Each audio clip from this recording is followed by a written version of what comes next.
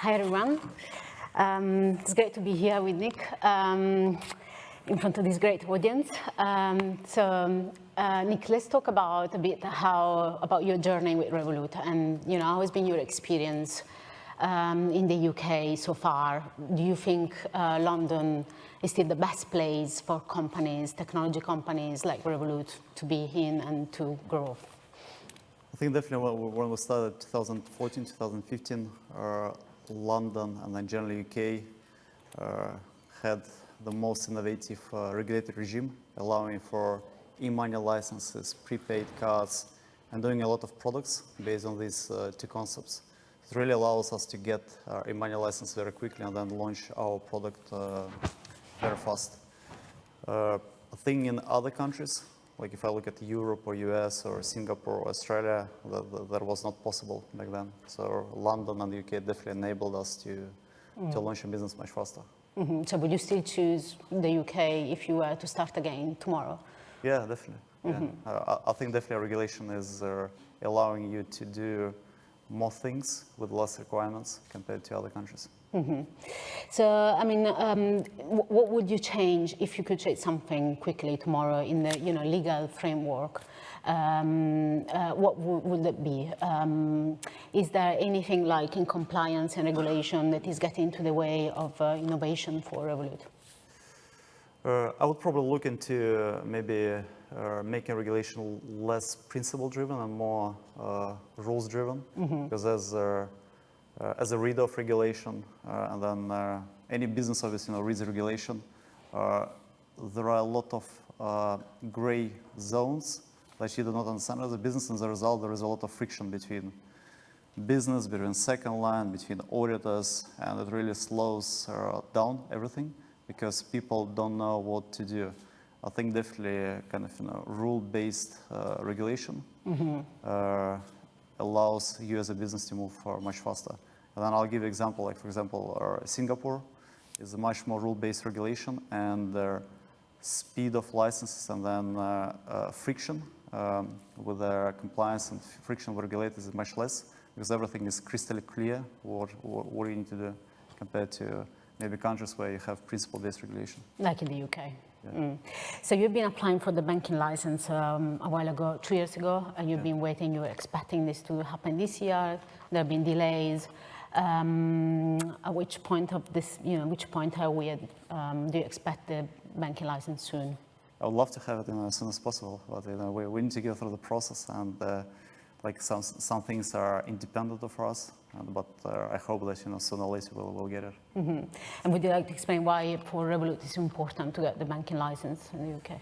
Yeah, ultimately it's very business driven. So we obviously measure everything. So we measure trust and reputation, and we measure how trust and reputation actually transfers into deposits, into P&L, and then it's clear based on data that trust and reputation component is critical for financial institution. I mean, in short, if you have a very good, cool brand, but then your reputation is that you're not a bank, then people trust you less with your money, and as a result, it hits your bottom line. So there is a direct relation between banking license and profitability of the business. Mm-hmm. Given this reluctance from the UK regulators and the banking license, those delays, would you still think that the UK is the best place for a potential IPO for Revolut? I think they are two independent things, right? So IPO is more sellers versus buyers, right? We as a company, we're obviously selling stocks, and we want to sell the stocks at the best price with the best liquidity. So that's optimization goal. And then obviously we'll look at all the exchanges where we can do it, and then we select exchange. While banking license is different optimization, right? So it's, okay, we select the country where we want to have bank license, then we make this country our home regulator, and then we kind of branch out this license into other countries. So they are two independent things. Mm-hmm. And then do you see Revolut becoming public this year or over the next 3 years? Definitely not next 2 years, I would say, given the state of capital markets. So I think next 2 to 3 years we'll see a large correction. It's the end of the large cycle, but then sooner or later there will be growth again. And would you choose the UK or would you rather go to the US for an IPO? I mean, we'll obviously evaluate every single opportunity out there, and then I don't exclude dual listing as well. So Revolut has been growing quite a lot. From 2016, you have been entering different geographies. What's the most important market for the company so far? So still UK. UK is 25% of revenues, and 75% is the rest. So we are aggressively expanding outside of Europe. So we're live now in the US, Australia, Singapore, Japan, setting up Brazil, Mexico, India, Philippines. And then we're looking at, Middle East as well. A lot of work to do, a lot of opportunities. You're planning to ask for banking license in each country where you're actually entering? Yeah, if regulation allows, that's the best route. So I always prefer to own the full stack, infrastructure, license, access to payment system, because if you have like some kind of lighter license or you partner with a bank, there's always a friction, and your product is not as good compared to when you own the full stack. And so far, which regulator has been the friendliest? Everyone is very friendly. In terms of competitors, so you recently entered the buy now, pay later sector, and now I'm thinking about Klarna. When we talked last time, you said that Klarna was the company you would like to buy if, in a hypothetical. It was a joke, yeah. Now we can probably buy it, yeah. So, exactly. So, have you, what do you think of the tougher environment, for those kind of companies? I mean, Klarna valuation went down and probably half of the valuation now. So, do you think Revolut valuation will hold up? Well, ultimate valuation is whenever you do round, right? Whenever you raise money, supply and demand, right? That's how you determine valuation. And obviously, as we are not raising money and as we are not a publicly traded company, our valuation is, call it unknown, right? And given that we are a profitable company, so we don't, I don't expect to raise money as well for the next. This year or? Well, for the next, 2 years. For the next 2 years. And so valuation is unknown. And then your second question was about kind of Klarna and the business model. So I think problem with buy now, pay later is that usually if you look at the buy now, pay later checkout business model, so Klarna and other providers, they charge merchant 4 to 5% per transaction. And obviously if you look at the unit economics, so to make money out of 5%, obviously have probably 1% delinquencies plus another 0.5% cost of capital.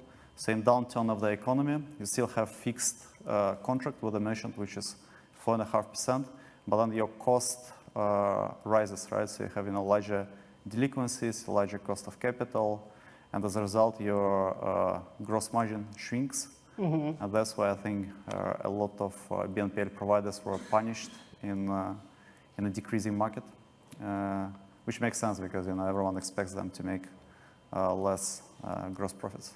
And in terms of, so you mentioned that Revolut is not profitable. It is, yeah. It is profitable. So where is the growth coming from specifically? Because you are in different markets like crypto, current accounts. So 2020 and 2021, obviously there was much less spending during COVID, but there was a lot of trading in stocks, a lot of trading in crypto. So we made quite a lot of percentage of revenues in stocks trading, crypto trading. I think last year was up to 40% at a certain point of time, coming from wealth and trading activities. So this year, obviously, with crypto winter, this revenue line dropped a lot, but then other revenue lines such as payments, card transactions, subscriptions, or business accounts grew a lot. So if you look at our called revenue from non-trading activities, it grew probably more than 100% within the last year, just because people spend more, people travel more, business accounts, spend more as well. But wealth and trading revenues decreased a lot, given that it's a bear market. And talking about crypto, you were a trader before starting Revolut, and you've gone through the Lehman Brothers moment and crisis. Now some observers have called the crypto Lehman Brothers moment because of the turmoil in the market. So how do you see this asset class? Do you think it's here to stay? And what are Revolut plans for cryptocurrencies? I don't think it's Lehman Brothers moment, first of all, because I still remember 2008. So the problem in 2008 were quite a lot of money stuck in CDOs, right, and then mortgage-backed securities. And then banks were undercapitalized under current rules.